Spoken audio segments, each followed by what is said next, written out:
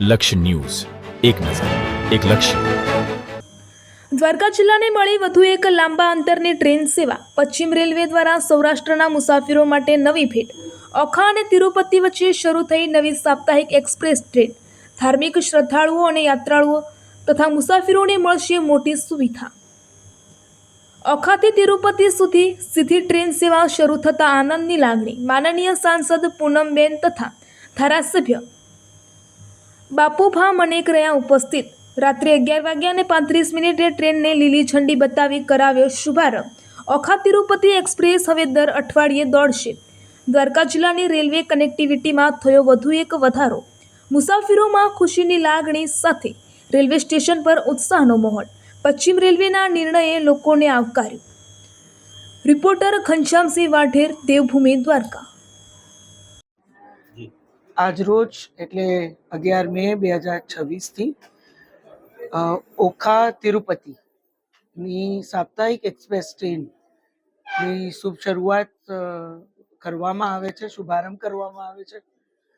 ત્યારે હું સૌ પહેલાં તો આપણા સર્વે નાગરિકોને હૃદયપૂર્વકના ખૂબ ખૂબ અભિનંદન પાઠવું છું.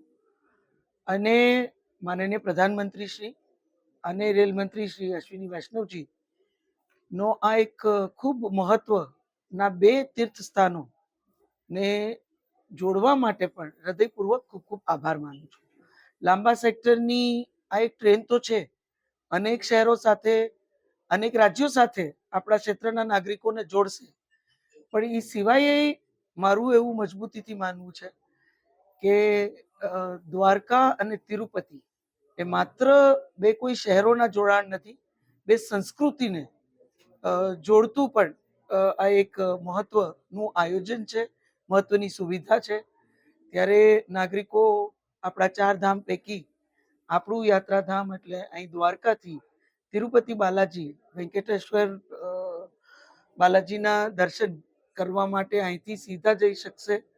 આ ટ્રેન આપણા એટલે કે જામનગર સંસદીય ક્ષેત્ર પૂરતી વાત કરું તો ઓખા, જામનગર, હાપા આ તમામ સ્ટેશનો પર આ ટ્રેનનું ના સ્ટોપેજીસ છે.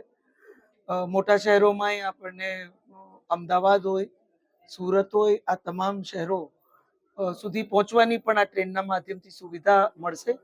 મેં કીધું એમ અનેક મોટા શહેરો અને રાજ્યો થી આ ટ્રેન જશે અને આ ટ્રેનની સુવિધા આવતા દિવસોમાં માત્ર બે શહેરોને જોડતી નહીં પણ આપણી સંસ્કૃતિને જોડતી અને અનેક ક્ષેત્રમાં આપણે વિકાસ અને પ્રગતિ કરી શકીએ એ પ્રકારનો અવસર પણ આપણે સૌને આ સુવિધાના માધ્યમથી પ્રાપ્ત થશે. હું માનું છું જે યાત્રિકો છે, એ સિવાય જે વિદ્યાર્થીઓ છે, જે વેપારીઓ છે, આપણા જે પર્યટન માટે જનરલી ફરવા માટે જે લોકો જતા હોય છે, એમાં પણ આપણે દક્ષિણથી આ તરફ લોકો વધુ આવી શકશે.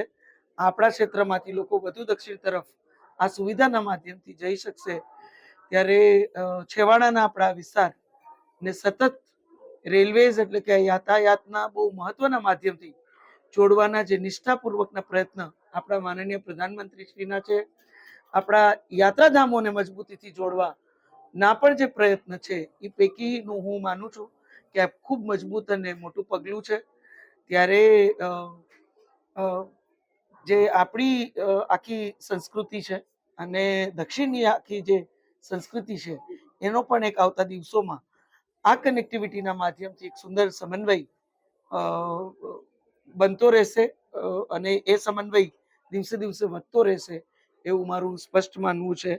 ત્યારે હું પુનઃ સર્વે નાગરિકોને આ સુવિધા બદલ ખૂબ ખૂબ અભિનંદન પાઠવું છું.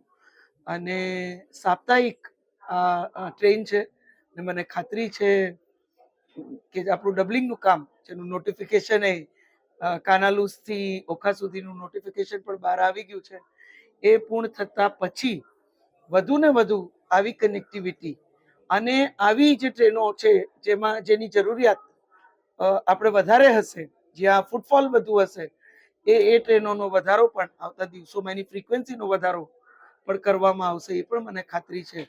એટલે આપણો છેવાડાનો વિસ્તાર મજબૂતીથી સમગ્ર દેશ સાથે, દેશના તમામ ભાગો સાથે તો જોડાશે પણ આપણા જે મુખ્ય તીર્થ સ્થાનો છે એની સાથે પણ જે આખું એક કોરિડોરના માધ્યમથી જોડવાનું કામ છે એ દિશામાં આપણે આજે આ એક સાપ્તાહિક ટ્રેનના માધ્યમથી તો પગલું લઈ રહ્યા છીએ, પણ આવતા દિવસોમાં એ ફ્રીક્વન્સી વધુ સુવિધાના માધ્યમથી વધુ વધશે એ વાતની મને ખાતરી છે. ત્યારે આપણે આ બાજુ ઓખા સુધી વંદે ભારતની સુવિધા હોય કે અન્ય અનેક સુવિધાઓ, અમૃત સ્ટેશનો, આ બધી જ રેલવે વિભાગ દ્વારા સુવિધાઓ પ્રાપ્ત થઈ છે. ત્યારે આવી ટ્રેનો, લાંબા ડિસ્ટન્સની ટ્રેનોના વધારાના માધ્યમથી પણ આપણા સમગ્ર ક્ષેત્રને અનેક ફાયદાઓ આવતા દિવસોમાં થશે.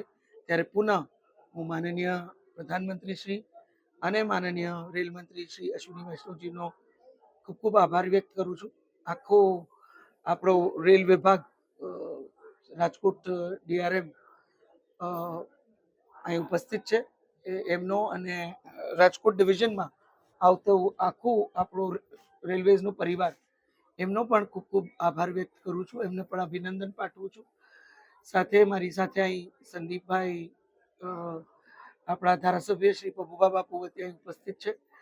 તો સતત નિરંતર આપણા વિસ્તારમાં બધી સુવિધાઓ વધુ ને વધુ આપણે પ્રાપ્ત થાય એ દિશામાં આપણા ધારાસભ્ય વડીલ શ્રી પબુભા બાપુ અને મારા હંમેશાથી પ્રયત્ન રહ્યા છે. અને એ દિશામાં માનનીય પ્રધાનમંત્રી શ્રીના વિઝનથી, એમના પણ એક પ્રયત્નથી આપણને આ સુવિધા પ્રાપ્ત થઈ છે. ત્યારે પુનઃ હું આપણા સર્વે નાગરિકોને ખૂબ ખૂબ અભિનંદન પાઠવું.